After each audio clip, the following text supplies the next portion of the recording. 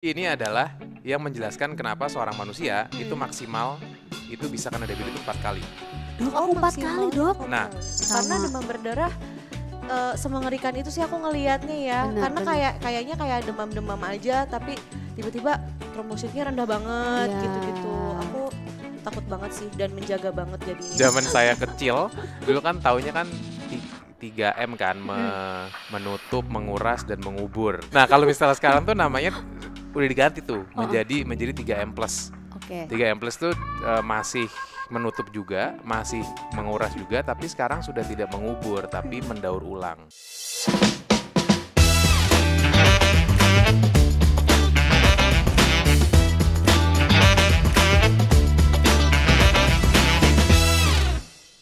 Hai Besti, welcome back to Bianes sama Kege Sadika. Jangan lupa like, share, subscribe semua sosial medianya Bun Lifetainment. Hari ini kita dengan tamu yang akan menginspirasi kita semua. Jadi buat Besti, apalagi moms, jangan lupa catat poin-poin pentingnya ya. Tapi kita hadirkan dulu, ini dia Kesha Ratulio dan dokter spesialis anak Dr. Miza. Hai, apa kabar dok? Apalagi Kesha? Alhamdulillah baik. Baik, Baik, alhamdulillah. alhamdulillah. Makasih lo datang ke sini loh. Sama-sama, terima kasih Sama-sama. juga udah ngundang. Ini pasti bakal Udah seru ajak banget. sharing-sharing. Iya, seru banget ini sesi ini pasti bakal bermanfaat buat para bestie ya. Jangan lupa catat nih ya, dimulai dari sekarang, oke? Sebelum kita ngobrol lebih banyak bareng Dokter Miza, aku mau nyapa Kesha dulu. Oke. Karena alhamdulillah sekarang Kesha lagi hamil anak ketiga. Iya betul. Hebat loh. Banyak ya anaknya. Banyak loh. Semoga sehat sampai lahiran ya. Amin, amin Ini ya udah Allah. Berapa bulan? Ini sekarang udah 8 bulan. Bulan depan insya Allah habis lebaran lahiran. Masih hadir ke sini. Masih ada di sini, masih produktif Masih ya. produktif. Iya. Aku masih ingat rasanya ngapnya hamil besar loh.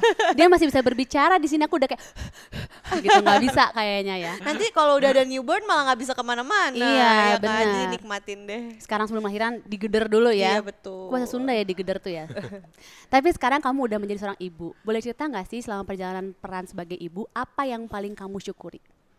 Yang paling aku syukuri sih ngelihat tumbuh kembang anak-anak ya, ngelihat tumbuh kembang anak-anak yang alhamdulillah nggak ada hambatan ya. Jadi Alhamdulillah. anak-anak aku tuh alhamdulillah ngomongnya cepet, jalannya cepet. Pokoknya segala tumbuh kembangnya tuh cepet. Berarti aku kan sebagai seorang ibu bisa dibilang berhasil lah gitu merawat dan menjaga tumbuh kembang anak-anak. Kamu seorang ibu yang aktif nggak sih buat kayak baca, terus kan kalau misalnya punya anak tuh, oh ini harus ngerangkak dulu, ini harus ini dulu, stimulasi ini itu gitu. Enggak sih, aku sadar kalau pertumbuhan anak-anak tuh beda-beda ya, masing-masing anak. Jadi meskipun beda-beda pertumbuhannya, yang penting achieve, aku nggak masalah gitu. Udah Jadi nggak aja. banding-bandingin sama kayak misalkan nih anak aku giginya belum tumbuh nih sampai umur berapa. Oh yang penting dia udah jalan gitu. Nanti juga akan tumbuh, kecuali yang harus di-concern kan kalau misalkan kayak lewat garis merahnya lah Benar. gitu. Jadi concern, perhatian, tapi nggak ambisius gitu Iya, ya, nggak yang betul. anak gue harus bisa gini, kok anak ini udah, ini anakku belum, nggak Iya, gitu iya, ya, nggak- stres sendiri ya, kalau kayak gitu ya. nggak suka banding-bandingin sama anak lain karena Benar. kasihan juga anaknya. Kasihan Karena dan kan kita beda-beda juga, ya benar. tumbuh kembang anak. Ibunya ya. juga stres tahu kalau banding-bandingin ya. Iya betul. Ya kan, karena perbedaan itu sama anak beda-beda. Buat Besti yang penasaran sama kebersamaan Kesha dan keluarga, nih kita ada fotonya. Lucu banget. Aku sempat dengar kabar nih, katanya kehamilan anak ketiga ini bikin kamu dan suami khawatir. Kenapa? Karena yang pertama jaraknya deket banget sama yang kedua. Adalah berapa? Nanti lahir itu bedanya 2 tahun. Oh, kejar tayang benar Kejar ya. tayang, karena aku- benar kejar tayang. Ya Karena Allah. aku gagal IUD Kak. Aku gagal IUD 2 kali. Tapi ini bukan Terlalu salah subur. IUD-nya ya, ini salah rahimnya. Jadi bukan salah rahimnya. Aku nggak cocok sama KB tersebut Oke. gitu. Karena kan KB kan juga cocok-cocokan ya. Jadi ini juga buat pelajaran sih sama buat orang-orang gitu. Kalau KB tuh cocok-cocokan gitu. Oh, Jadi gitu. nggak mentang-mentang IUD adalah proteksi paling aman. Jadi Bablas gitu bablas ya. gitu. Iya. Nah, kalau aku nggak belajar dari yang kedua, akhirnya gagal nih yang ketiga gitu. Itu yang bikin aku concern sama suami tuh karena jaraknya deket banget gitu. Apa yang kamu pikirin? Bukan cuman jaraknya. Kalau kasih sayang aku yakin anak-anak bakal dapat kasih sayangnya full lah gitu, akan rata lah. Lebih ke fisik aku aja sih gitu. Karena Oh, kan oke. deket-deket meskipun masih muda, tetap aja takut kan Iya. gitu, gimana khawatir aja sih sebenarnya kayaknya, tapi kalau selama konsul sama objin aku nggak ada masalah apa-apa sih, alhamdulillah. Alhamdulillah, semoga lancar semuanya ya. Mau nambah lagi sampai 4, 5? Nggak mau, nggak udah. Sampai saat ini semoga Allah cuma kasih 3. Ini mah nggak berani ngomong kayak nggak mau punya anak lagi, nggak bisa gitu takut karena ketula ya. iya. Ibu-ibu udah pada, alah aku di IUD gimana? Nggak semuanya ya. Nggak Objin semua. aku di ini loh, diteror sama ibu-ibu dokter. Kenapa? Karena gimana nih, aku juga Yudi, Keisha aja gagal, nanti aku gagal gitu. Dokternya stres. Jadi Dokternya benchmark ya, stres, jadi iya. benchmark. Sampai dokter aku bilang, kamu buka praktek deh gitu. Bilang sama followers kamu kalau ini tuh nggak semuanya kayak gini gitu. Jadi nggak dipukul rata lah ya. Kamu emang terlalu subur mungkin Iya, ya. betul. Terlalu rajin mungkin. Kamu sering ngidam sesuatu nggak sih selama hamil anak ketiga? Lebih ngidam atau apa bedanya hamil 1, 2, 3 soal ngidam? Kalau soal ngidam sih aku nggak banyak mau ya gitu, karena aku kan juga banyak konsul sama Bunda Mona kan. Jadi kalau kata Bunda sih, kalau ngidam itu berarti kalau misalkan nih ngidam shabu-shabu gitu, oh berarti anaknya lagi butuh sayur atau lagi butuh protein gitu. Aku sih jadi lebih nggak ribet setelah tahu itu gitu. Oke. Jadi kalau misalnya ngidam yang aneh-aneh nggak terlalu aku turutin gitu. Hamil anak ketiga ini sih lebih dijaga makannya sih. Kayak gimana jaga makan? Jaga Aku nggak makannya bisa. tuh lebih kayak kalau misalkan junk food Oh iya.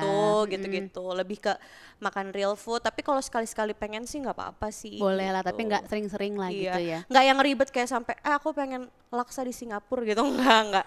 Itu Jauh. malah lebih BM. Iya. Cuma emang ibunya pengen jalan-jalan. Iya, bener, bukan laksa ya, pengennya jalan-jalan shopping aja di Singapura. Itu kesempatan dalam kesempatan seorang ibu pada suami ya. Kayaknya aku pengen jalan-jalan deh gitu. Padahal nggak ada keinginan, cuman kayak tambah-tambah aja gitu.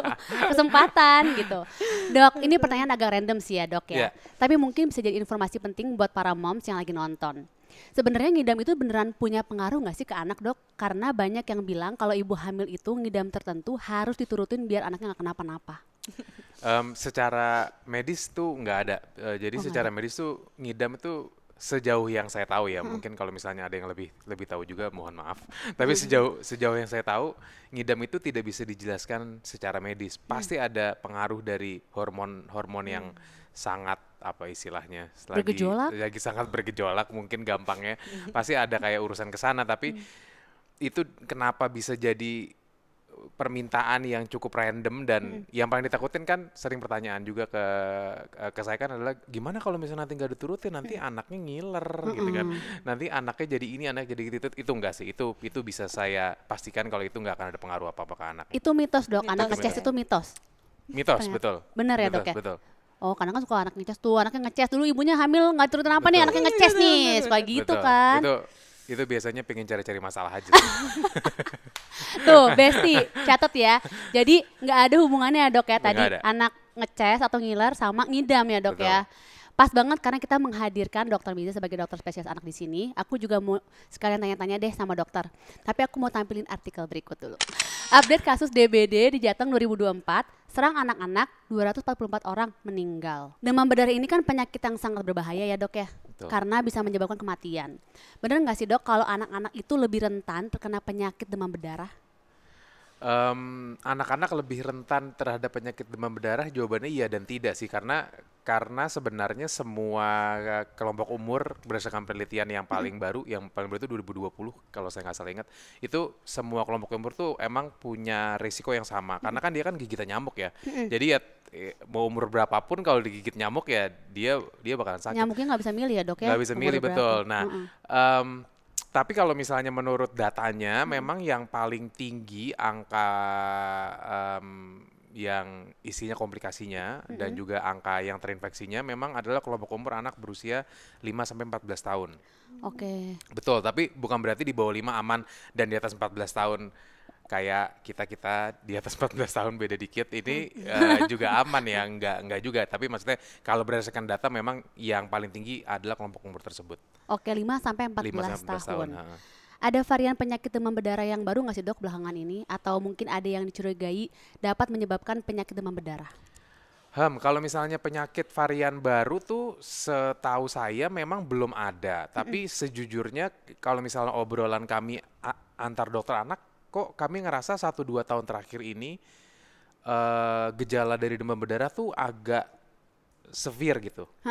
Apakah ini adalah sesuatu yang baru? Apakah enggak? Sebenarnya masih dicari tahu dan diteliti lebih lanjut. Karena kan sampai sekarang kan baru 4 ya. Ada 4 varian apa namanya DBD. Nah, apakah ada yang kelima atau sebenarnya ini cuman yang salah satu di antara 4 ini yang bermutasi atau gimana, sebenarnya masih dalam apa istilahnya, dalam penelitian mungkin ya. Tapi sejujurnya kalau misalnya pengalaman saya pribadi dan saya ngobrol sama teman-teman saya dokter spesial anak 2 tahun kebelakang ini, kok kami ngerasa yang dirawat tuh gejalanya lebih severe dibandingkan tahun-tahun sebelumnya sih. Oke, tadi 4 tuh emang ada beda-beda, Dok? 4 jenis DBD. Itu dia serotipe. Serotipe itu tipe ya, tipe DBD itu ada 4. Ada DN 1, 2, 3, 4. Ini dia. Jadi ini adalah yang menjelaskan kenapa seorang manusia itu maksimal itu bisa kena DBD itu 4 kali. Dok, aku 4 kali, Dok. Nah, karena serotipenya itu ada 4. Oke. Gitu, dan biasanya nggak tahu yang dari 1 ke 2 ke 3 ke 4 jadi makin parah.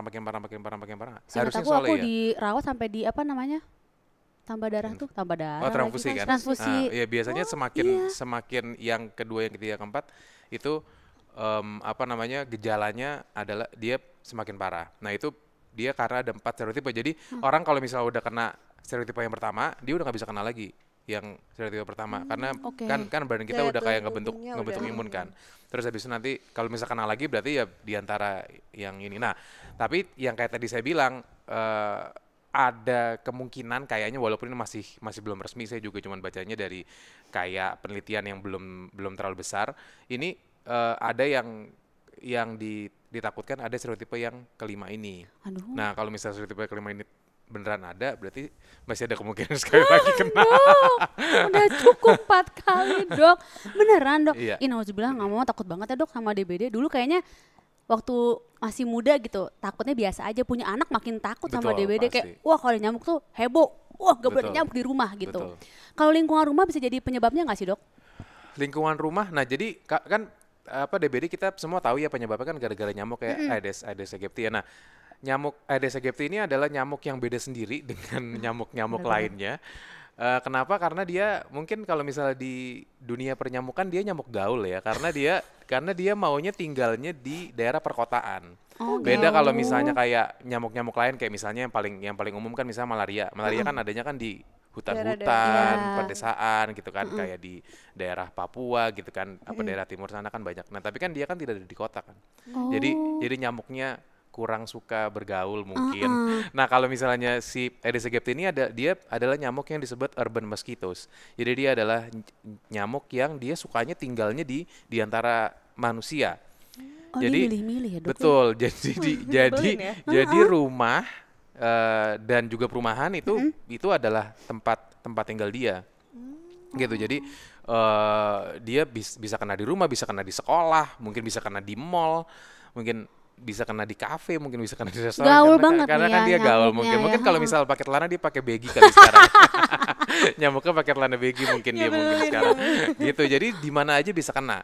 Justru malah yang kayak di pedesaan atau yang di kayak hutan-hutan, maksudnya yang kayak tinggal di daerah gitu malah mungkin jarang terkena. Malahan. Oh, nyamuk kota ya, Dok, nyamuk ya? kota dia disebutnya urban mosquito soalnya. Oh, beneran. Apa tanda-tanda awal penyakit demam berdarah, Dok? Dan apa yang membedakan antara demam biasa dengan demam berdarah? Mungkin bisa jadi informasi buat orang tua yang lagi nonton juga, biar tahu kapan waktu yang tepat membawa anak berobat ke rumah sakit. Kalau misalnya tanda-tanda spesifik, tanda awal spesifik tuh sebenarnya nggak ada yang spesifik, tapi mungkin sesuatu yang bisa kita coba lihat-lihat adalah biasa kalau misalnya demam berdarah itu dia panasnya tuh tingginya tuh mendadak gitu. Jadi kayak nggak pakai, kan biasa kita kalau misalnya demam kayak radang kan anget-anget dulu hari ini terus tiba-tiba besok baru panas. Nah, kalau misalnya demam berdarah tuh dia tuh langsung kayak biasanya ceritanya pasien-pasien saya tuh kayak sorenya masih lari-larian, tiba-tiba malamnya langsung kayak panas tinggi gitu. Itu mendadak tinggi nomor 1. Terus habis itu yang kedua, dia itu salah satu ciri khasnya tuh adalah nyeri-nyeri di tulang. Karena demam berdarah ini kalau bahasa bulenya ini juga disebut sebagai breaking bones fever. Jadi kayak demam yang kayak rasanya katanya Ngilu, bener nggak? iya, Bener nggak? bener, Rasanya katanya bener. kayak beneran ngilu Jadi sakit-sakit nggak bisa banget. ngapa-ngapain, heeh. Betul gitu. Jadi itu biasanya ciri-ciri khas. Terus habis itu ada nyeri di belakang telinga. Jadi belakang telinga, kenapa telinga nyebut ke sini? Belakang apa namanya ini? Mata. Mata. Linu kayak nggak enak gitu ya dok? Betul gitu. Kayak gitu. Saya sih belum pernah ngerasain ya. Mudah-mudahan nggak pernah ngerasain. Jangan sampai Tapi itu yang apa namanya yang umum. Nah, tapi kalau misalnya tadi pertanyaannya adalah supaya tahu kapan bawa ke dokter, sebenarnya kayak gimana pun, entah dia linu apa enggak, kayak rasanya kayak tulang patah atau enggak, apakah ada, pokoknya kalau misalnya anak demam, udah 3 kali 24 jam, nah ini apa penting nih, 3 hari sama 3 kali 24 jam itu adalah sesuatu yang berbeda ya, jadi jangan disamain. Saya pakai contoh, misalnya hari Minggu jam 8 malam ada seorang anak yang dia demam. Oke. Nah, banyak pasien-pasien saya pada saat datang ke saya hari Senin pagi nih, dia bilang, "Bu, panasnya hari keberapa?" Pada saat saya tanya kayak gitu, ibunya bilang panasnya hari kedua. Karena kan dia pikir kan panasnya tadi malam, sekarang udah kayak ganti hari, berarti sekarang udah hari kedua. Nah, itu kalau misalnya berdasarkan hitungan demam, itu tuh nggak kayak gitu. Demam itu dia ngitungnya per 24 jam. Jadi kalau misalnya dia baru demam hari Minggu jam 8 malam, hari keduanya baru dihitung di hari Senin di 8 malam lagi. jam 8 malam. Berarti nanti kalau misalnya gitu Senin, Selasa, Rabu, berarti Rabu jam 8 malam adalah baru masuk 3 ke 24 jamnya. Nah, itu penting banget buat para orang tua semua tahu, supaya tahu kapan bawa ke dokter, buat kapan dicek labnya. Karena kalau misalnya kita salah hitung, iya kalau misalnya dokternya mungkin pasiennya lagi banyak, apalagi datanya kayak ke IGD, nggak sempet nanya secara detail, ibunya bilang panasnya udah hari ketiga nih anak saya gitu, padahal sebenarnya belum 3-24 jam, begitu dicek lab, oh normal, aman aja. Padahal demam berdarah baru menimbulkan gejala di lab setelah 3 kali 24 jam. Akhirnya, takutnya pas ngecek masih kayak normal, ternyata betul, bukan DB. akhirnya udah Bu, udah aman, pulang aja. Nah, habis itu demam berdarah kan biasanya pada saat dia panasnya turun, itu kan justru adalah fase kritis ya.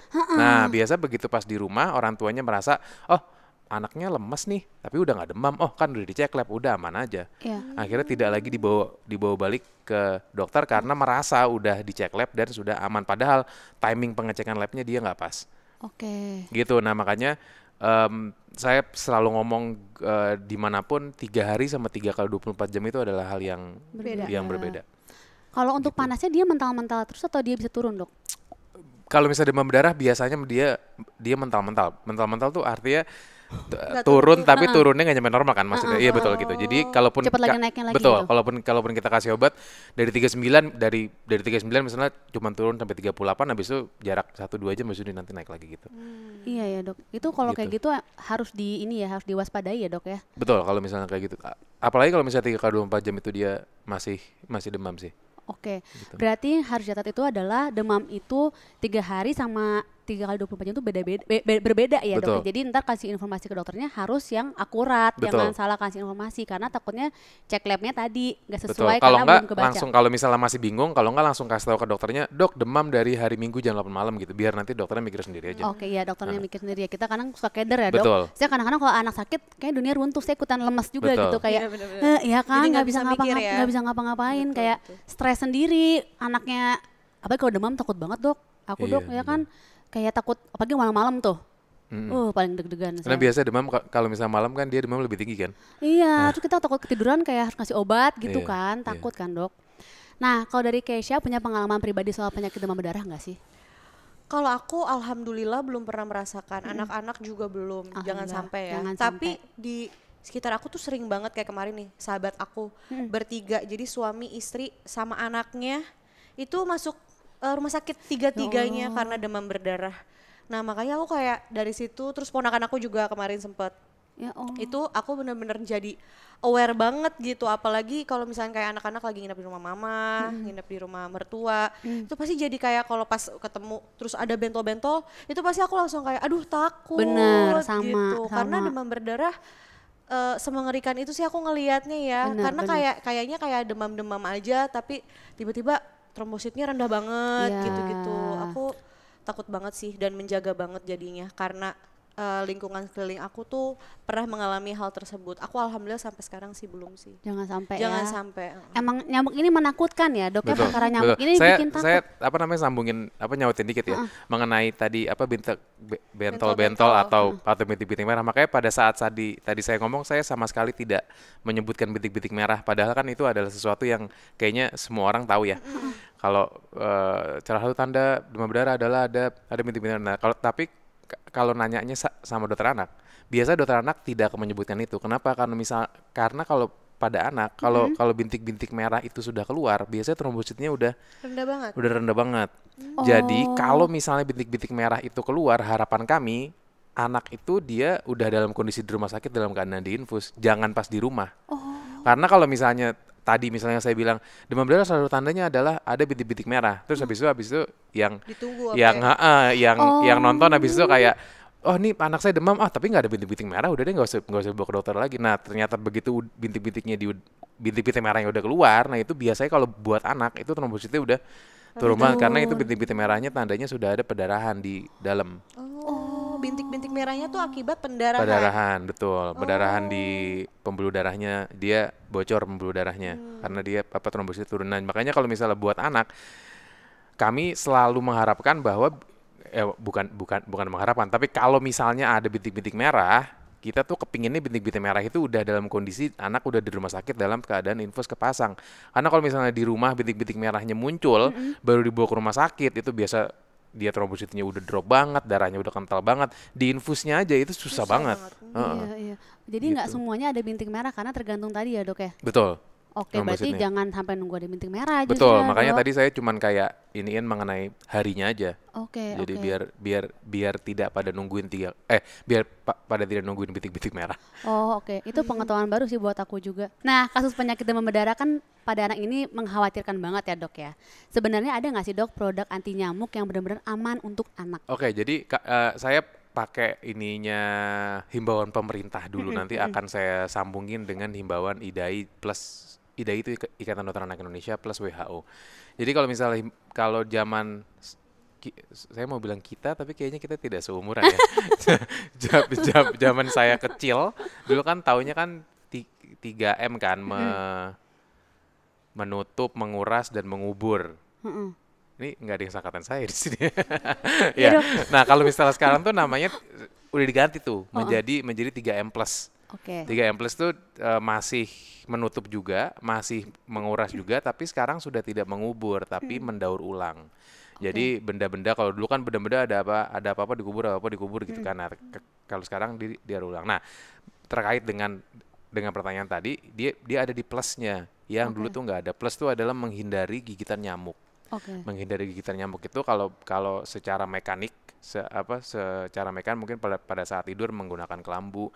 Kalau misalnya keluar pakai baju panjang, celana panjang gitu. Itu yang mekanik. Nah, sama kalau khususnya yang buat anak itu kita bisa disarankan menggunakan mosquito repellent. Gitu kalau misalnya pada anak tuh dia entah itu lotion atau semprotan atau sprays gitu itu dia yang disarankan. Jadi itu adalah produk yang untuk si plusnya tadi itu. Nah, yang buat khusus anak itu sesuai dengan himbauan Ikatan Dokter Anak Indonesia atau IDAI yang juga sama persis dengan himbauan dari WHO bahwa pada anak-anak memang yang disarankan untuk untuk menghindari gigitan nyamuk adalah dengan penggunaan lotion atau obat semprot. Semprot yang kesini ya tapi. Kalau dari Kesha, udah mulai coba produk-produk anti nyamuk gitu nggak untuk anak? Kalau anak aku sih karena masih di bawah 7 tahun ya, jadi belum boleh pakai obat anti nyamuk yang lotion kan. Tapi aku pun dari kecil pakai dan ponakan-ponakan aku tuh pakai autan gitu. Karena teksturnya tuh nggak lengket dan wanginya enak gitu. Soalnya kan kalau anak kecil ya, apalagi kalau kita udah biasa pakai lotion ya mau gimana pun teksturnya oke aja lah. Tapi kalau anak-anak kan pasti nomor satu yang penting gak lengket, jadi dia nyaman dan gak ngerasa pakai sesuatu. Karena kalau misalkan kayak ngerasa pakai sesuatu kadang mereka pengen suka dicuci gitu. Karena kayaknya proteksi paling aman dan paling jangka panjang untuk anak-anak tuh lotion ya gitu. Soalnya supaya dia kemana-mana juga aman aja gitu. Oke. Ini bener banget sih, anakku juga kalau pakai yang lengket-lengket tuh nggak suka sih. Mm-mm. Jadi kayak Ada apa ya? sesuatu ya. Jadi kayak gini-gini melulu Iya, gitu. betul. Bener-bener. Nah dok, kalau ngomongin soal obat tradisional anti nyamuk, kalau secara medis kan sebetulnya berbahaya nggak sih dok? Kan suka ada yang mengatasi demam dengan minum air kelapa atau makan makanan tertentu, padahal ternyata lagi demam berdarah gitu. Betul. Jadi ini kalau misalnya kita ngomong demam berdarah, karena demam berdarah itu adalah penyakit yang udah ada di sekitar kita dari mungkin puluhan atau mungkin ratusan tahun yang lalu kali ya. Itu jadi yang namanya kayak gitu-gitu pasti cukup cukup banyak ya, yang ada dikasih air kelapa, yang ada dikasih jus jambu, yang ada dikasih apalah apa segala, pasti banyak karena memang penyakitnya udah lama turun temurun, dan yang namanya medis kan dulu sama sekarang juga pasti beda. Dulu Iya. mungkin orang mau kayak ketemu dokter juga susah, makanya akhirnya mereka berusaha menanggulanginya sendiri dengan kepercayaan masing-masing lah. Saya sih sejujurnya tidak pernah melarang penggunaan kayak yang tadi sebutin, entah itu air kelapa, entah itu jus jambu, semuanya saya tidak pernah melarang, karena ya itu kan bisa ngaruh atau tidak, bisa kita anggap sebagai cairan tambahan, kita bisa tambah sebagai nutrisi tambahan. Tapi satu pesan saya adalah yang medisnya jangan ditinggalin. Oke. Karena saya 1 2 kali, 3 kali, 4 kali juga ada sih, ada pasien yang bilang bahwa anaknya jelas nih trombositnya turun nih. Terus habis itu saya bilang, Bu, ini harus dirawat gitu. Terus akhirnya orang tuanya bilang nggak mau dirawat gitu. Kenapa? Soalnya kata keluarganya adalah soalnya demam berdarah itu kemarin saudaranya dirawat demam berdarah itu dia tidak dikasih obat apa-apa di rumah sakit katanya gitu. Cuman diinfus aja. Kalau misalnya gitu minum aja di rumah gitu katanya. Dan ini saya tidak melarang lah gitu. Tidak memaksakan, tidak memaksakan bahwa kayak, Bu, harus dirawat gitu. Nah, terus akhirnya pasiennya pulang dan kembali dalam keadaan yang memang sudah tidak kita harapkan semua lah. Nah, itu kalau kayak gitu kan jadinya jadi rugi anaknya Ya. gitu. Dan memang betul sih yang namanya demam berdarah tuh memang dia nggak ada obatnya. Obatnya dia tuh emang cuman infus. Jadi jangan expect demam berdarah terus habis itu masuk obat kayak Langsung misalnya kita lagi sembuh. sakit apa, atau misalnya Iya. minum obat, atau misalnya dapat obat suntikan. Enggak, demam berdarah itu obatnya memang obat suntik karena dia memang terjadi kebocoran di pembuluh darah. Oke. Jadinya makanya harus kita gantikan kebocoran itu dengan cairan baru yang kita masukin di pembuluh darah juga. Oke. Nah, kalau misalnya kita gantikan cairannya cuma dengan cairan minum, itu kan proses penyerapannya butuh lama. Yang namanya lambung juga ada kayak kapasitas. Jadi makanya akhirnya jadi ngedrop banget anaknya. Jadi makanya tadi saya bilang mau minum A B C D E F G H I J semuanya terserah, tapi yang pertama asal masuk akal ya, karena kan suka ada kayak mitos yang nggak masuk akal ya. Tapi medisnya jangan ditinggalin gitu, karena kalau misalnya medisnya ditinggalin jadinya ya beberapa kali dapat pasien yang akhirnya kembali lagi dalam keadaan yang tidak diinginkan. Aku Nggak baru inget maksimal lagi lagi. suami aku pernnya demam berdarah nggak dirawat Serius? karena lagi COVID waktu itu. Jadi takut ke rumah sakit. Untung nggak kenapa-kenapa. Oh iya. Iya. Taunya demam berdarah dari mana? Cek lab tetap, tapi Oh, nggak di cek rumah lab sakit. tapi- Trombositnya turun. Tapi Biasanya lemas trombosit banget. turun udah pasti demam berdarah belum, Dok? Most likely sih. Tuh, iya. Tapi nggak berani dia ke rumah sakit, nggak mau. Lagi COVID. Karena lagi COVID, lagi parah-parah. Jadi dia minum air putih sampai banyak banget. Oh, Tapi ngeri. harusnya nggak boleh gitu ya, Dok. Harusnya nggak ya? boleh. Harusnya nggak boleh. Kalau misalnya dokter sudah bilang bahwa ini positif demam berdarah, udah mendingan Dirawat Iya, aja. dirawat karena dehidrasi itu bahaya ya. Betul. Jadi obatnya justru dari infus ya dok ya? Iya. Betul. Jadi makanya kalau misalnya ada bilang, udahlah kalau misalnya demam berdarah nggak usah dirawat, karena ini banyak omongan kayak gini, demam berdarah udahlah nggak usah dirawat, di rumah sakit juga nggak dikasih obat, cuma diinfus doang. Betul, karena memang obatnya itu cuma infus aja Diinfus. gitu. Oh, tapi suka ada yang kekeh ya dok kadang-kadang pasien. Banyak. Ini Udahlah. salah satunya suami aku. Maaf ya sayang, diomongin. Jangan gitu lagi ya sayang. Iya loh deg-degan ya. Oh jadinya infus adalah justru obatnya. Jadi jangan suka kekeh. Nurutilah dokter. Jadi kalau mau ada minum-minum yang lain boleh di samping itu. Tapi medisnya jangan dilupakan. Jangan dilupakan, betul. Makanya tadi yang lebih penting kalau misalnya demam berdarah, karena demam berdarah itu secara penyakit tuh dia cukup unik, yaitu apa, kalau misalnya kita kena, kita harus tungguin sampai dia sembuh, sampai dia siklusnya berhenti sendiri. Oke. Ya, jadi kalau misalnya kita udah sekali kena gitu, kita nggak bisa potong di tengah jalan. Saya kepingin demam berdarah dan saya pingin lebih cepat sembuhnya dibandingkan yang lain, nggak bisa. Demam berdarah itu kita harus nunggu sampai 7 hari sampai baru dia virusnya mati dari dalam tubuh kita. Gitu. Nah, makanya kalau misalnya buat kayak demam berdarah, pasti yang harus dikencengin adalah pencegahannya, Oke. bukan pengobatannya. Karena kalau misalnya udah sekali kena, ya kita cuma bisa masukin infus dan menunggu 7 hari. Gitu. Nah, pencegahannya yang tadi itu sih yang paling penting ya. Pencegahan supaya anak itu tidak digigit nyamuk, dan tadi kayak seperti yang saya bilang, sesuai sama Ikatan Dokter Anak Indonesia dan juga WHO itu, pokoknya kalau misalnya anak keluar rumah main-main gitu, pokoknya pakaiin lotion atau semprotan anti nyamuk atau spritz anti nyamuk. Dan kalau misalnya udaranya lagi panas kan, lumayan spritz lumayan bikin sejuk kan. Adem ya dok ya. Gitu. Iya benar. Jadi jangan lupa pakai obat anti nyamuk ya dok, Betul. untuk mencegah. Karena kalau misalnya udah kena DBD tuh ya gitu, tadi ngikutin prosesi ininya dok, apa namanya? Prosesi Prosesi. prosesi kayak kawinan ya. Proses apa namanya dok tadi? Iya, proses itunya, siklusnya. Ada apa tadi sampai yang Sampai parah-parahnya? hari 7 itu. Iya kan, 1-3 hari demam, demam tinggi, hari ketiga sampai hari kelima dia demamnya turun, tapi justru itu trombositnya ngedrop Trombositnya juga. Hari kelima, hari ketujuh mulai agak naik lagi demam berdarah. Nah itu dia trombositnya mulai naik. Setelah hari ketujuh baru dia siklus demam berdarahnya selesai. Jadi kita nggak Siklusnya. bisa potong di tengah-tengah. Oke, tapi bener dok, aku juga kalau di rumah selalu pakai obat anti nyamuk, lotion, kalau enggak yang refresh spritz, karena adem banget di kulit jadi enak ya dok ya. Ya itu harus pakai tiap hari ya dok ya, untuk mencegah ya. Betul. Mendingan Apalagi- mencegah daripada mengobati. Apalagi Betul. masa-masa kayak gini ya. Iya, Lagi banyak banget yang demam berdarah. iya takut banget, ngeri banget loh. Dok, aku mau nanya dong dok, Boleh. kalau nggak survive biasanya kenapa? Karena takut banget. dehidrasi. Telat ya dok. Kalau nggak survive tuh penyebabnya sebenarnya cukup macam-macam ya. Kenapa?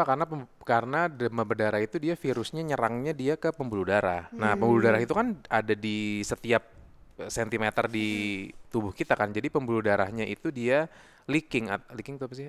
Bocor. Bocor. Jadi kalau misalnya pembuluh darahnya bocornya misalnya di paru-paru, ya paru-parunya kerendam. Kalau misalnya pembuluh darahnya yang banyak bocornya di jantung, ya jantungnya nanti dia kerendam juga. Terus kalau semakin banyak cairan yang keluar dari pembuluh darah, darahnya tuh lama-lama jadi nggak bisa ngalir lagi kan? Karena kan bayangin kayak apa ya? Bayangin kayak misalnya kita minum cendol. Nah, yang si cendolnya itu adalah partikel darahnya. Nah, bayangin kalau misalnya yang si air cendolnya itu Udah habis. habis, jadi si cendolnya kan nggak bisa jalan. Ya udah, akhirnya aliran darah berhenti, akhirnya Nggak survive. akhirnya ngeri tidak banget. survive Oh, gitu. Ih, ngeri Jadi banget ya. pokoknya kalau misalnya penyakit-penyakit yang nyerangnya ke pembuluh darah itu, kalau misalnya akhirnya amit-amit tidak survive, penyebab kematiannya pasti bermacam-macam. Tergantung bocornya paling banyak pas di mana. Bocor paling banyak di otak, ya dia stroke. Kalau nggak otaknya bengkak Allah, gitu. serem Jadi banget ya. jadi ini tergantung, karena kan semua mililiter, semua milimeter dari tubuh kita kan semuanya dilewatin pembuluh darah kan. Jadi ya semua bagian bisa menjadi komplikasi Oh. Oke. gitu. Ngeri banget ih. Sumpah, untung gak kenapa-napa loh dok, 4 kali DBD ya dok ya, jadi Karena ih, cepat takut. ditangani Banyak yang juga. doain tuh, berarti Iya, banyak yang doain. iya alhamdulillah. Tapi aku inget tuh, aku di tangga sampai kayak, ibu aku nggak bisa jalan. Iya betul. Nah, Lemes betul. banget. Kayak Betul, apa kayak ya, gitu tuh. badannya tuh linu Betul, semua, betul. sakit, nggak bisa jalan. Betul. Itu Panas, iya, lemes itu salah satu ciri khas demam berdarah tuh. Kayak sakit banget sampai kita nggak bisa ngapa-ngapain gitu. Jadi kalau Kasian. bangun aja nggak bisa duduk Pusing. lagi. Makan juga nggak enak. Betul. Kayak apa? Boro-boro makannya nggak kalau ada gitu ya. rasanya gitu. Ya ampun, nggak kebayang kalau anak-anak yang kena Iya ya. makanya Betul. nauzubillah, ngeri banget. Betul. Nah dok, aku mau nanya lagi nih dok. Ya. Kalau pemakaian produk anti nyamuk itu bagusnya digunakan sebelum anak beraktivitas di luar atau di malam hari dok? Nah, oh iya benar, kita belum bahas ini ya. Jadi tadi kita baru bahas yang si nyamuk demam berdarah ini adalah nyamuk yang cukup unik ya, cukup edgy dia ya. Nah, di bagian aktifnya dia juga cukup edgy nih, atau cukup unik. Kenapa? Karena dia kalau misalnya nyamuk lain biasanya keluar kalau misalnya pada saat kita mau tidur baru kita pukul-pukul ya kan, pada saat malam hari atau misalnya kita udah mulai sore dia. dia muncul. Nah, demam berdarah ini si Aedes aegypti ini dia aktifnya dari pagi hari sampai petang, sampai sore. Jadi dia justru aktifnya pada saat lagi terang-terangnya. Oh. Gitu. Nah, itu cukup menjelaskan kenapa tadi yang pertama kali awal banget saya bilang bahwa kelompok umur yang paling banyak karena yang 5 sampai 14 tahun itu adalah momen dimana anak keluar rumah tanpa pengawasan orang tua kan. Mereka kan di sekolah, Oh iya. mereka kan main di lapangan, mereka main bola, mereka main apa. Nah, jadi pada saat momen-momen tersebutlah dia kena demam berdarah.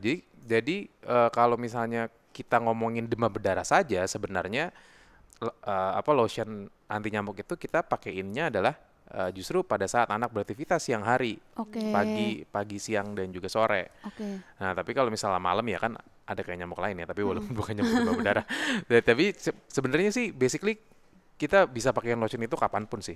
Kapanpun ya dok. Kalau Kapanpun anak sih. beraktivitas juga Heeh. itu harus ya. Betul. Kalau dalam rumah gimana dok? Dalam Pakein rumah juga aja. sama karena kan demam berdarah tuh demam berdarah itu adalah nyamuk yang mudah dehidrasi. Jadi apa demam berdarah? Aedes aegypti adalah nyamuk yang mudah dehidrasi. Jadi dia tuh akan hidup di sekitaran air. Oh. Oke, dia akan hidup di sekitaran. Nah, rumah kita kan banyak banget air kan. Nah, jadi dia juga akan cukup happy buat kayak tinggal di rumah. Jadi bukan begitu kita masuk rumah nyamuknya dia Goodbye punten gitu gak ya. berani masuk gitu ya. Ngetok dulu gitu, enggak ya? Jadi dia tetap aja ya dia masuk aja gitu. Terus kalau misalnya yang semprotan gitu, yang kayak spritz tadi kita juga udah bahas ya karena itu dia selain buat nyamuk juga bisa buat bikin dingin-dingin biar kayak segar dan itu lotion dan juga spritz yang buat menyegarkan itu sebaiknya memang kita apa sebutannya bilangnya reapply. Oh, oke. Jadi kita pakai secara bukan cuma pagi sampai sore gitu. Mungkin pagi terus mungkin nanti siang kita pakai lagi. Kalau misalnya sore misalnya di main pakaiin lagi aja karena dia lebih baik kalau misalnya kita pakai secara berulang. Oke. Semisal anak kita udah pakai lotion anti nyamuk nih dok. Terus dia makan pakai tangan. Oke. Kira-kira masih aman nggak dok? Karena kan takutnya jadi bahaya ya kalau masuk ke mulut. Betul. Kalau misalnya masih aman sih aman, tapi jangan pas masih basah-basah banget terus dia langsung makan gitu. Jadi kita tunggu mungkin mungkin 15? berapa lama sih mungkin 30 detik semenit gitu kali ya. Oh, nggak nyampe Kalau misalnya 15. kita pakein gitu 15 menit lama juga nunggu keringnya. Keburu lapar. Sampai benar-benar kering. lapar Anak banget. lapar. Lapar banget 15 menit. Jadi kan kita kalau misalnya pakai kayak apa Lotion. produk gitu lotion kan biasanya masa Cepet 15 menit kering. kering. Aku lihat kayak gini. Tunggu 15 menit. 10-15 menit tunggu. Anaknya gini doang nggak boleh makan. Jadi nggak mau besok begitu mau dipakein dia kabur. Gue kabur aja deh daripada gue harus Kelaparan. diam 15 menit. Jadi itu aman tapi memang syaratnya harus nunggu kering dulu. Oke. Jadi jangan pas lagi basah-basahnya terus dia langsung makan Oh, oke. gitu. Gimana pendapat dokter soal pentingnya melindungi kulit dari gigitan nyamuk? Mungkin bisa jadi reminder juga buat para bestie yang lagi nonton. Perlindungan buat anak-anak yang buat anti nyamuk itu penting banget buat kayak aktivitas dia kayak sehari-hari ya. Jadi itu udah harus jadi sesuatu yang udah jadi jadi kayak daily activity-nya udah jadi auto lah gitu. Jadi penggunaan mosquito repellent kayak misalnya lotion anti nyamuk atau misalnya semprotan atau misalnya spritz yang memberikan sensasi sejuk di kulit itu kalau menurut saya harus sudah jadi kebiasaan anak sehari-hari sih. Jadi kebiasaan dokter buat mencegah nyamuk DBD dan Betul. nyamuk-nyamuk lainnya. Seberapa efektif dok program fogging atau pengasapan dalam penyebaran nyamuk? Apakah ada cara lain yang lebih efektif seperti vaksin? Betul, kalau misalnya fogging sebenarnya cukup efektif, tapi fogging itu dia hanya efektif pada nyamuk dewasa aja. Jadi Oh. jadi fogging itu dia tidak bisa ngebunuh jentiknya. Oh, iya. Oh. Gitu. Jadi dia kan kalau misalnya kita fogging sementara si nyamuk sudah bertelur, ya ibunya mungkin meninggal tapi terus habis itu kan anaknya dia terbang lagi gitu. Jadi sebenarnya fogging dibilang efektif atau enggak ya Lumayan lah. Tapi tetap Membantu ya? betul, tetap kita akan kembali lagi ngomong lebih mending kulit kita yang diituin sih, kulit yang Diproteksi. kulit yang proteksi. Terus kalau misalnya, nah ini dia vaksinasi itu dia perlindungannya cukup tinggi vaksinasi demam berdarah itu perlindungannya cukup tinggi. Tapi memang sayangnya vaksinasi ini baru boleh diberikan buat anak berusia 6 tahun. tahun. Nah, 6 tahun sampai 45 tahun. Oke. Oh, lebih dari 45 tahun nggak boleh? Nggak boleh gitu. Oh, nggak boleh. Masih belum boleh karena kan ini vaksinnya masih dalam penelitian ya. Jadi kalau yang sudah terbukti efektif dan juga aman adalah kelompok umur 6 sampai 45 tahun. Oke. Tapi memang aman dan dia efektivitasnya cukup tinggi sih. Cuman memang angkanya aja. Itu sekali apa 2 kali vaksin ya, Dok? 2 kali vaksin jaraknya kali. jaraknya 3 bulan. 3 bulan. Jadi Kalau bumil busui boleh nggak? Nggak boleh. Bumil nggak boleh, busui boleh. Oh, busui. oh, bumil nggak boleh. Berarti aku Jadi belum boleh. iya, nanti pas Ya kan ntar lagi langsung. lahiran. Iya, benar. Mm-mm. Berarti anak yang udah umur 6 tahun boleh nih vaksin. Boleh vaksin. DBD. Vaksin DBD Sampai betul. umur 45 tahun. Sampai 45 Anak tahun. aku udah bisa berarti vaksin berjamaah kita. Mendingannya. Jadi Iya, kepikiran DBD nih. Kalau Benar. soal makanan, Dok, bener nggak ada makanan tertentu yang bisa membantu pencegahan gigitan nyamuk demam berdarah? Sayangnya sampai sekarang paling tidak yang saya tahu nggak ada sih. Nggak ada ya, Dok? Nggak ada sih sayangnya. Enak ya padahal kalau misalnya makan nyamuk tertentu kita terus jadi aman dari gigitan nyamuk, enak juga. Tapi sayangnya nggak ada sih. Nggak ada ya, Dok, nggak sampai ada. sekarang. Sekalang, jadi sekalang. Gimana sih? Jadi sampai sekarang nggak ada. Jadi ya tadi ya dilakukan tadi tuh pencegahan-pencegahan tadi dulu aja. Kalau dari dokter sebagai ahlinya nih, apa tips untuk para orang tua dalam mencegah penyakit demam berdarah? Iya, kalau saya sih akan kembali lagi ke program pemerintah yang memang sejalan dengan Ikatan Dokter Anak Indonesia dan juga WHO tadi 3M ya, menguras kalau misalnya di rumah ada kubangan-kubangan karena dia tuh nyamuknya suka banget tinggal di kubangan dengan air yang tenang. Oke. Ya, jadi kalau misalnya kubangan-kubangan air kalau misalnya ada kolam ikan di rumah, kalau misalnya sisa bekas kolam ikan tuh biasanya itu adalah sesuatu yang nyaman. Terus kemarin saya juga baru ngobrol sama orang program ya. Itu katanya bawahnya kulkas. Oh, Jadi kulkas itu ternyata bawahnya, bener nggak sih? Bawahnya Bolong. kulkas itu bukan bolong, ada kayak tadahan air. Oh. Hah? Hah? Bawahnya kulkas dan bawahnya dispenser itu ternyata ada kayak tadahan air dan itu adalah tempat nyamuk. yang sangat disukai oleh nyamuk karena dia gelap, terus dia airnya tenang dan dia tidak terganggu di situ. Jadi jangan lupa gitu-gitunya juga dibuka dan juga dikuras. Bongkar nih. Gitu. Terus habis itu kalau Kepikiran kita. betul kalau misalnya kalau misalnya terus habis itu yang lain lagi adalah nutup. Jadi kalau misalnya nggak bisa dikuras ya make sure kalau misalnya bekas-bekas Air. bak, bekas-bekas air, bekas-bekas kolam tutup. Terus habis itu daur ulang kalau dulu mengubur mungkin kalau misalnya mengubur terlalu mubazir ya. Jadi makanya sekarang aja jadi ada revisi, jadi mendaur ulang ya pakai buat apalah terserah, saya juga nggak tahu. Terus sama yang terakhir yang plusnya tadi tuh yang kayak saya bilang, jadi plusnya adalah menghindari gigitan nyamuk. Menghindari gigitan nyamuk tadi bisa dengan tidur menggunakan kelambu atau kalau misalnya dia dengan baju panjang lengan celana panjang. Cuma kalau anak gerah kali ya. Gerah. Kalau kayak terus-terusan dia kayak gitu. Nah, makanya kalau buat anak sesuai dengan Ikatan Dokter Anak Indonesia dan WHO menggunakan mosquito repellent. Nah, Besti, udah catat kan poin-poin penting dari Dr. Miza? Aku mau rekomendasiin produk anti nyamuk yang jadi pelindung andalan buat kita semua. Ini dia, Autan. Autan efektif melindungi kulit hingga 8 jam dari serangan nyamuk demam berdarah. Dan formulanya aman digunakan kapan saja. Tapi saran aku sih, baiknya digunakan 2 kali sehari. Buat Besti yang suka pakai lotion, bisa pakai produk Autan. Produk Autan yang varian ini nih.